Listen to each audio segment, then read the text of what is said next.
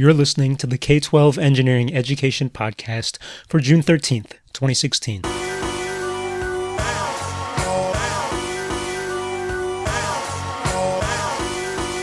This podcast is for all the educators, engineers, entrepreneurs, and parents out there who are interested in getting kids into engineering at younger ages.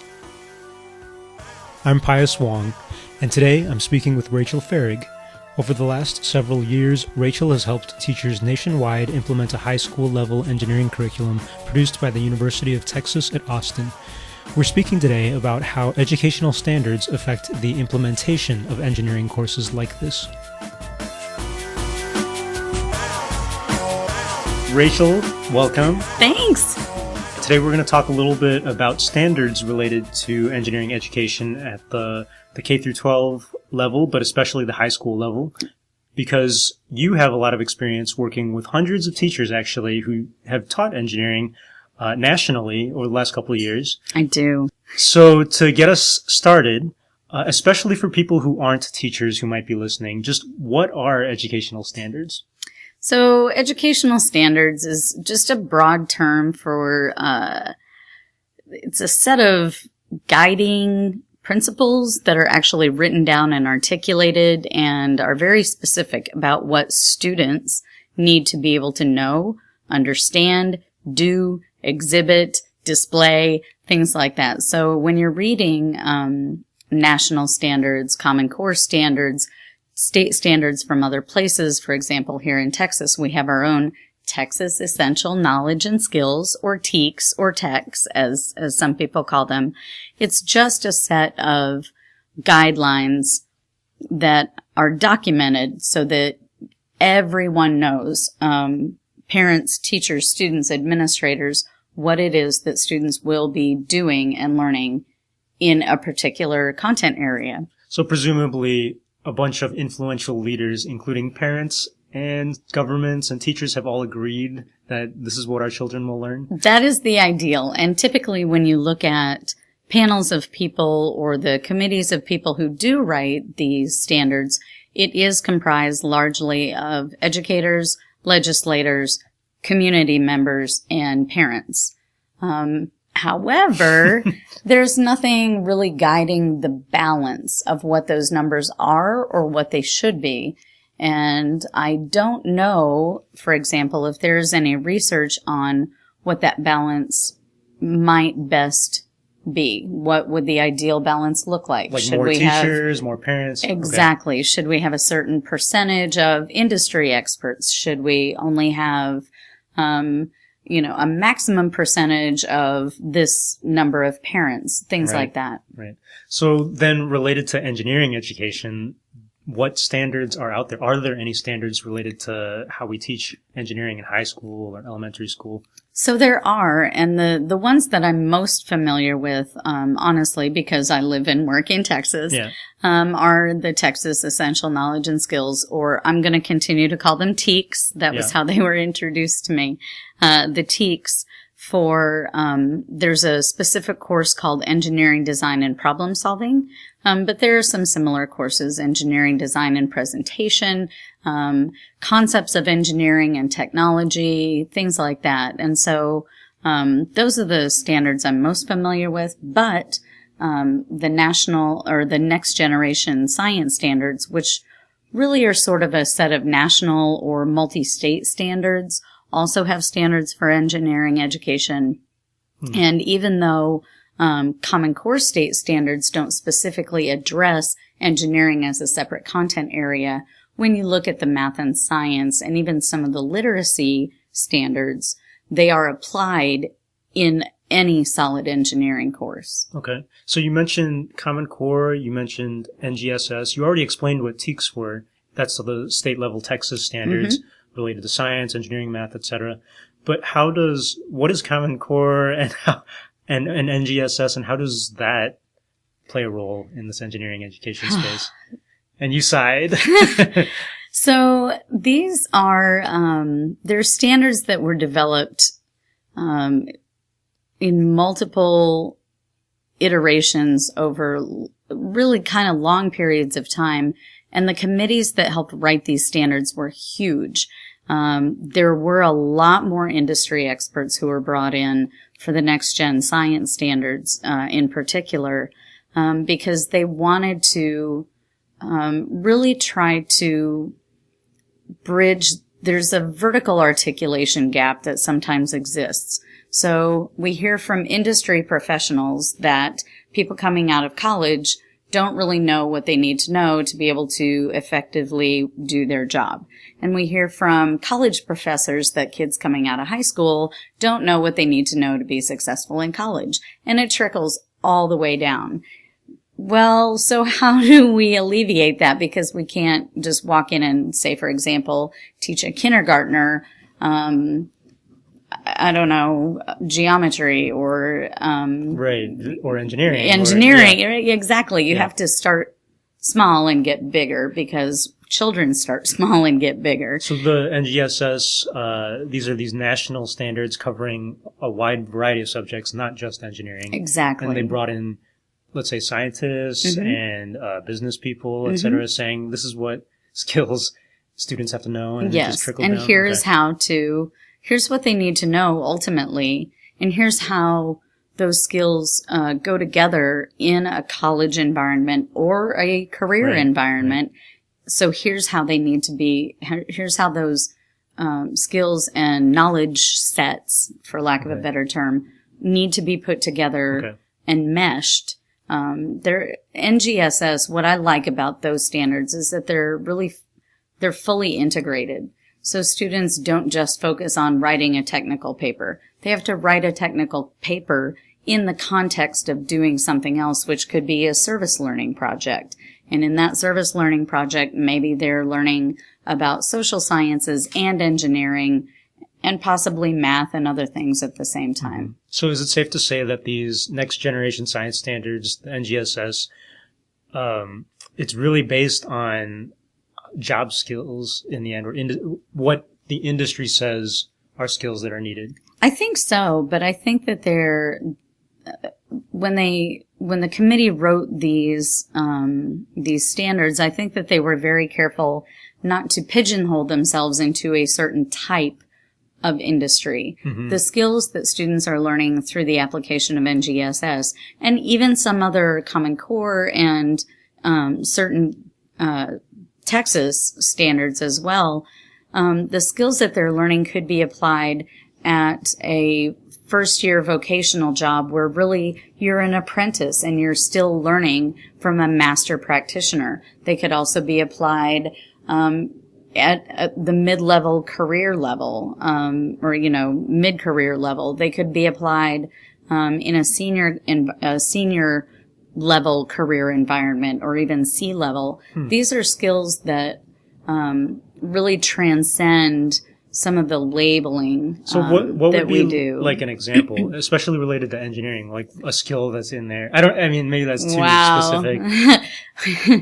Because it sounds really general. Well, so basically. For me, some of the things that come to mind it's in both NGSS and in the TEKS here in Texas, that students need to be able to investigate something independently, work together as a team, bringing their own investigations with them, and then either build a product, solve a problem, and also be able to communicate their findings or their product or their research, whatever it happens to be, effectively to an external audience.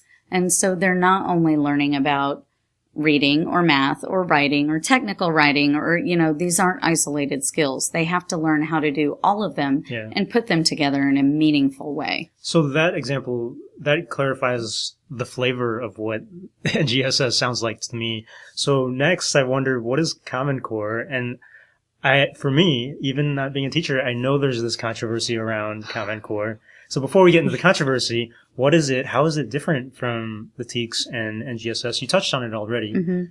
And the real question is, does it address anything related to engineering and how we have to teach it?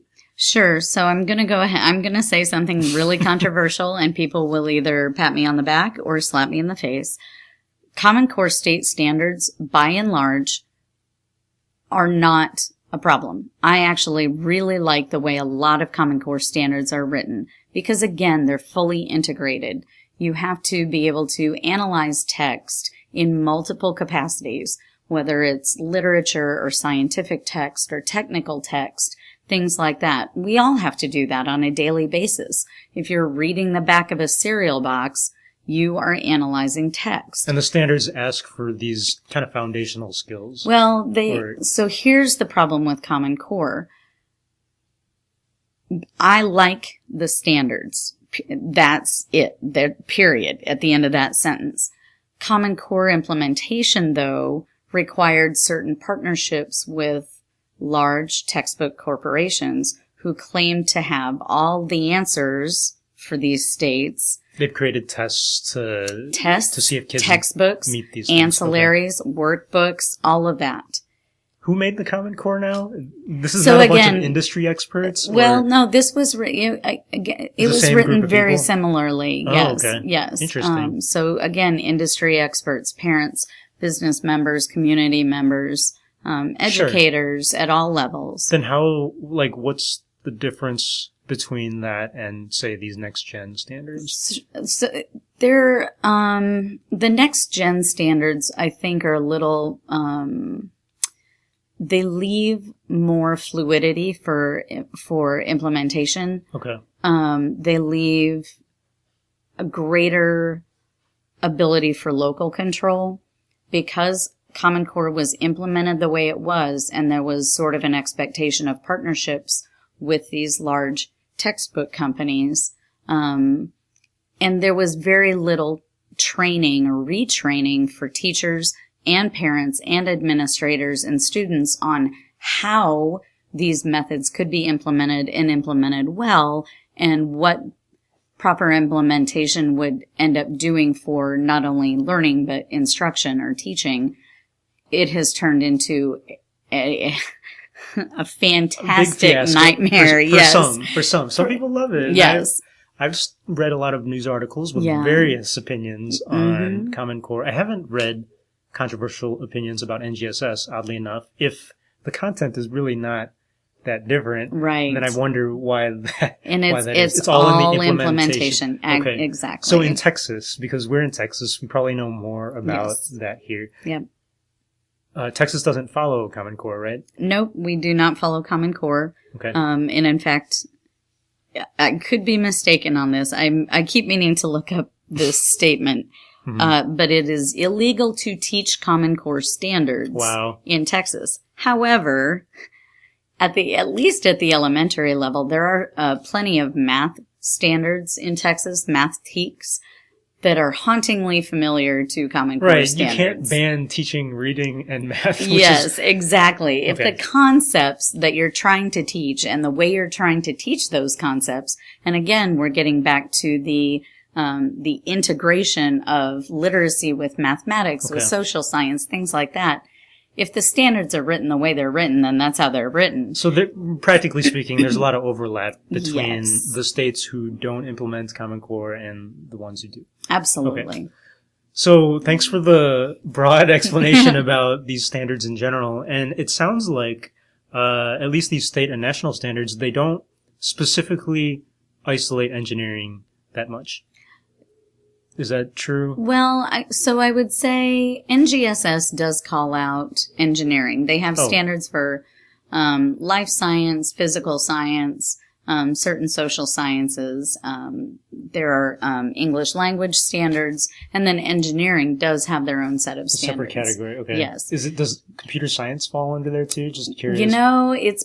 They integrate computer science as part of the engineering standards for NGSS in that computer animations, and it doesn't say specifically that students need to learn how to write them, but the contextual feel is that students do need to do something other than watch a computer animation. Right. They need to learn how it works and how it's generated and kind of what the functionality of it could be, what the intent is, and just how those pieces all fit together. Yeah. Common Core really is math and English language arts. Those are the two main components of Common Core, and then those standards are applied in other content areas. Okay. And then in Texas, we have standards for every single class that is taught. So it's not, for example, life science, which could encompass biology and aquatics and ecology and things like that. We have separate standards for biology, chemistry, physics, aquatics, 4 or 5 different engineering classes. Yeah. Every single class has its own set of standards.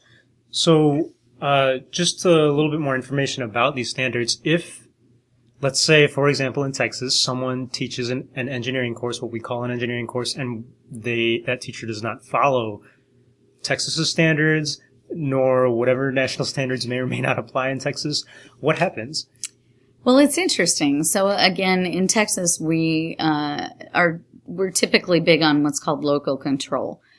If you have someone teaching a course who isn't following the standards, and it is not what's called a tested subject, meaning there's an end of course exam for that particular class, there's really not a specific no consequence for accountability. Okay. Exactly. Okay. There's no way to, other than an administrator or other teachers being in that classroom and observing what's going on, there's no way to measure outcomes versus what the teacher did versus what the students were supposed to be able to do. Right. If you have, if you're talking about what's called a tested subject, so again, those are things like biology, Algebra 1, English is tested, I think, at 2 or 3 different levels. Mm-hmm. Then your accountability measure is typically your student scores, but they're also more highly, those instructors are more highly regulated as well.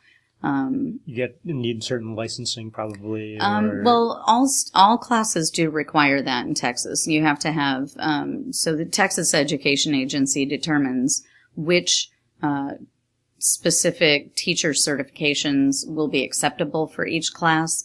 But it's really more, again, with the local control.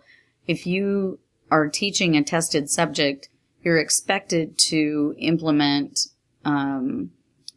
activities and curricula that is what's called aligned to the standards, meaning every single thing that you and your students do meets those standards in some way. And if you're teaching a tested subject, usually you work with another team of teachers on common activities and common assessments, and there's more administrative oversight as well. So you will be observed by your administrator. Is engineering design and problem solving, for example, in Texas, is that a tested subject? It is not. So teachers can say they're teaching that and do whatever they want? Technically, yes, they could. So what's the value in having these standards?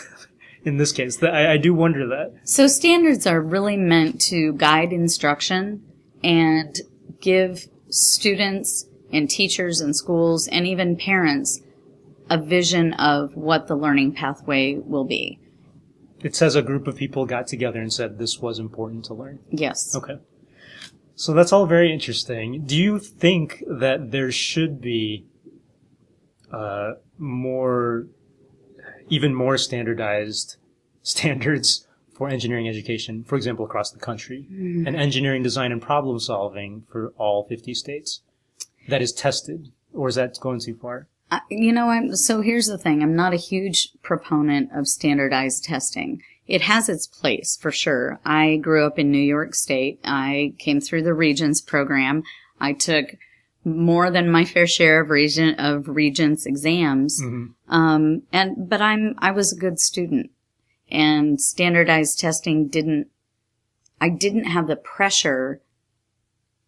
Even though those tests, you can't move on in that class until you pass the Regents. You spoke about that last time, that they were very basic even. So I don't know that they were basic, but our like teachers had the ability to overteach us. Okay.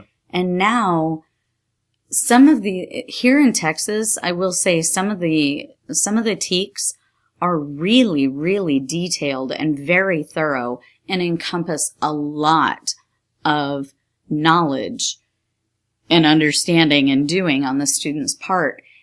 And to be honest, sometimes it is not possible. Let's talk about biology for a second. Mm-hmm. Students really struggle with, there are some standards surrounding this idea of structure and function. So, for example, lipids at the molecular level are pretty hard to break down. It's really hard to break down all of those bonds. They're these big chains of fats, and in order to get all the pieces pulled apart, it takes a lot of energy. Mm-hmm. Well, if you think about it, why is it hard to lose weight? Because your lipids are either you have an excess amount or they are excess in size. So again, structure and function. Lipids serve as great insulators because they are hard to break down. It's hard to shrink them. It's hard to get rid of them. But trying to get 14-year-olds, which is your typical age of a freshman, is very, very difficult, and it's time consuming. And it takes numerous activities to get all those things, really wrap their heads around that. And because it's not just lipids, we do proteins and other things as well. Yeah, I remember biology. Yeah. Full of stuff. And then they're tested on it at the end of the year. And they don't get everything. And they don't retain everything. They don't get everything because it is so much information. Mm-hmm. And so I think that, the shorter answer is I think that having standards are definitely important. Especially because we're not the America just, geographically and,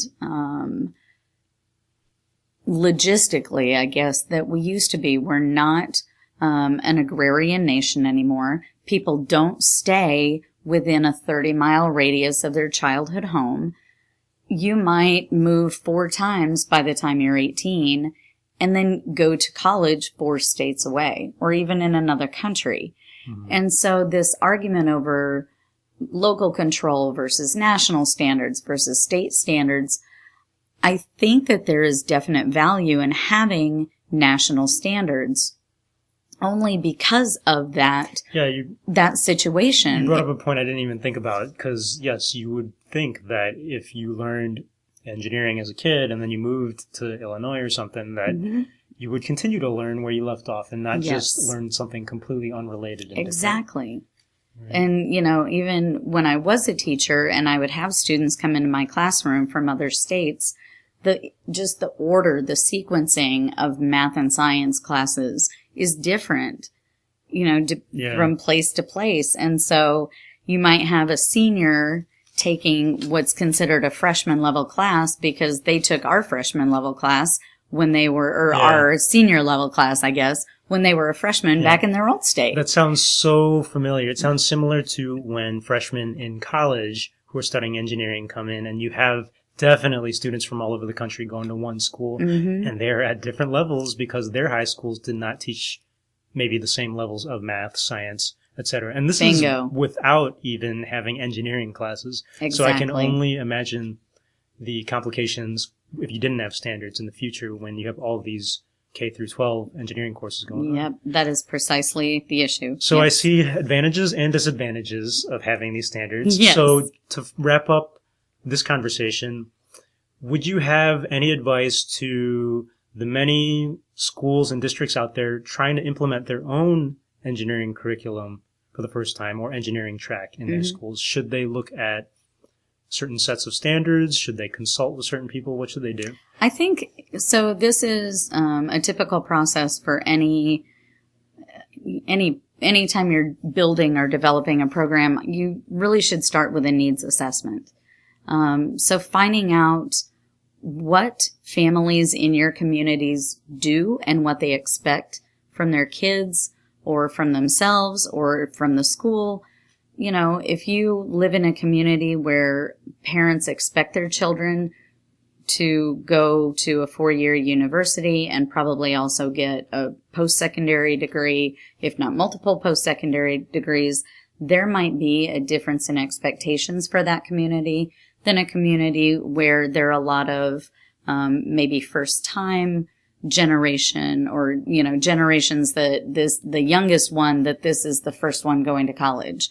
Or there may be a stronger focus on the technical aspects of education rather than the liberal arts side of it.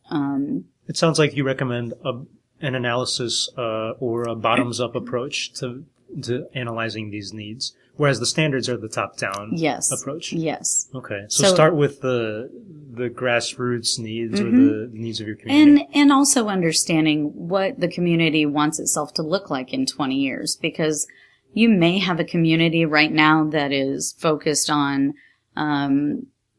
technical implementation or factory work or some of those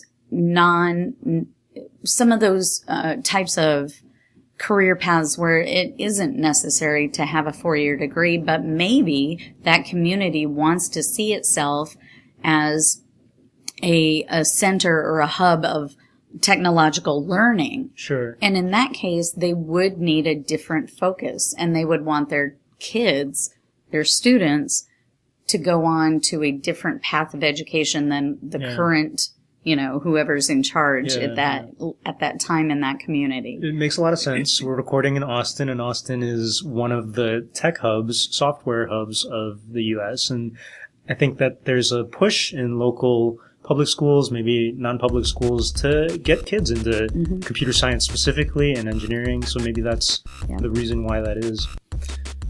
I just want to close with that. Thank you so much, Rachel. Thank you, Pius. It's been interesting, and we will talk again. All right. I appreciate it.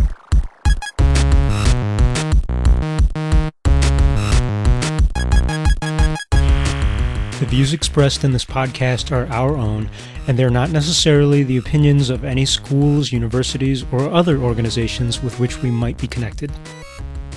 Our opening music comes from School Zone by the Honorable Sleaze, and our closing music is from Late for School by Bleeptor. Both are used under a Creative Commons Attribution license. Let me know what you want to talk about in K-12 engineering education by connecting with me on Twitter @Pius Wong. Thanks for listening.